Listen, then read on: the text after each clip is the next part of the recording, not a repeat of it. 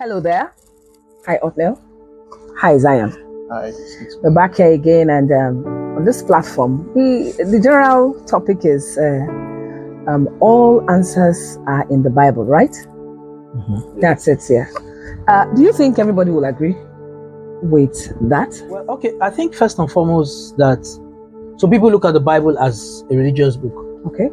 And honestly, the Bible is that paradigm, that way of thinking that is a challenge, because the Bible really is a book of life. It's a business book. It's a love book. It's a book of life. And so if you approach it looking for answers to life's questions. Correct. Looking for answers to life questions. The answers are somewhere in the avenues and the streets and the lanes of the Bible. But sometimes you may need to dig, and do some archaeological findings to be able to find some of those truths. You understand? If you want gold from the earth, you want silver, sometimes you have to mine, right? And so some of life's questions are hidden in some of those places. But because people say it's a religious book, so they shut their minds off and say it's only those church people.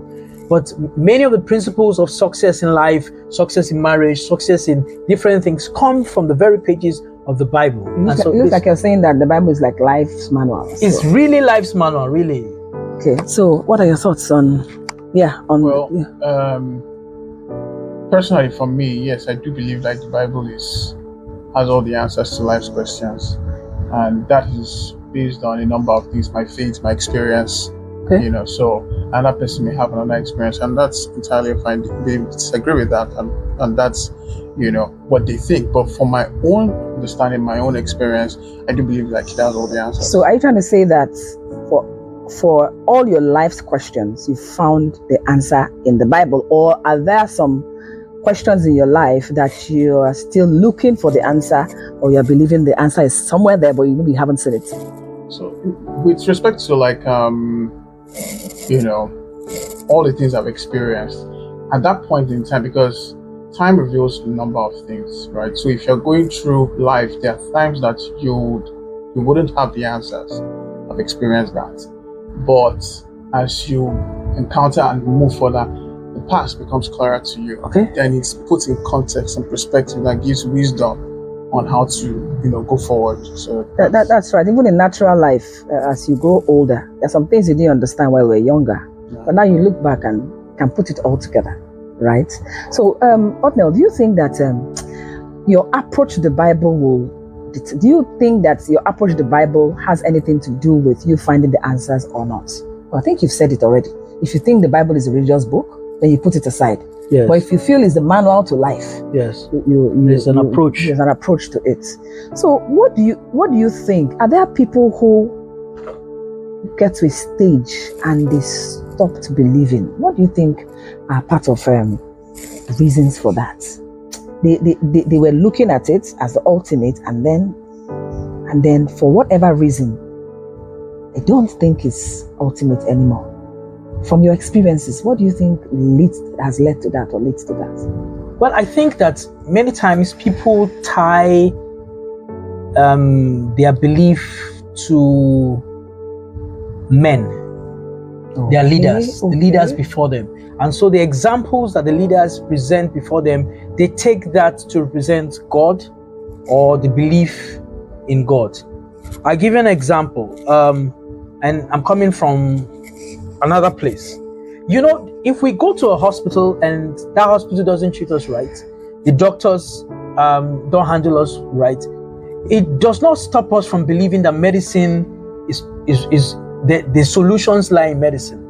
Right? We just know that doctor was bad and he didn't treat us right. Right? We were handled by bad people. But many people don't import that kind of thinking into Christianity and into the Bible. Right? Once they get manhandled or not handled well by a certain pastor or something, they now generalize and say that's how all pastors are. That's how all Christians are, because they have had that kind of experience. Okay, what is that? Well, I've seen, let me use first-hand experience, because you can also be disappointed at God based on a certain situation that you've experienced in life. So if you lose a loved one, tragically, there's a tendency for that to bring a lot of questions that ultimately would find out that to lead back to God, and then you will now find out like you feel very disappointed. And guess the funny thing about it is that acknowledging those emotions is very healthy, and because you find it's one of the roots in Emmaus when they met with Jesus, they expressed their disappointment in everything that he did for them, and he didn't object to, oh no, have faith, that kind of thing. He absorbed it and put it in context. And so God is bigger than our emotions, our pettiness, and he's very embracing of the fact that you have emotions. So if you're disappointed with church, if you're disappointed with things, he expects you to say it as it is. He's not going to be offended. Yeah. But not everybody understands that. So they vent to people and they go down this path. But I personally do believe like there's the people's side, but there's also the part where you could actually resent God based on something, and hey, he can take it from you, So God is really not upset with that. Not really, like from the example you made on people on their way to him, and they had questions. Yes. They were disappointed. Yeah. So, I mean, even my mind even goes back to Cain. Yeah. With his nasty attitude and behavior, God was still open for a discussion. And Exactly. I think God is really cool. Yeah. So I wanted to say as a follow-up to that, because what you said is very real. People experience certain kind of experiences in life that bring them to a defining moment where they have serious questions, and instead of waiting for the answer, they begin to answer it themselves. And sometimes we create the answers for ourselves and go down a street that just leads to nowhere, because we are now led by our emotions and our feelings. And I don't think we're built to be led by that, because if you go that way, pain, tears, frustration, hurt, and if you stay in that, you can be trapped. And that's the literal definition of being stuck in the past. Because the feelings of the past will create, because our feelings make us take the kind of actions that we do many times, right? And then the actions lead to consequences. And so if you stay stuck in a particular kind of feelings, you will continue to repeat the same kind of actions, which will continue to repeat the same kind of consequences. And so you are caught in a cycle of the same kind of thinking, to the same kind of feelings, to the same kind of actions, to the same kind of consequences. That's why Jesus Christ in the Bible said, be transformed by the renewing of your mind. So I feel like, back to the question, at defining moments, people have questions, but you need to know where to run to for answers. Either a support system and have the right support system, or the Bible, or some leader or somebody that you really trust. Not just anybody.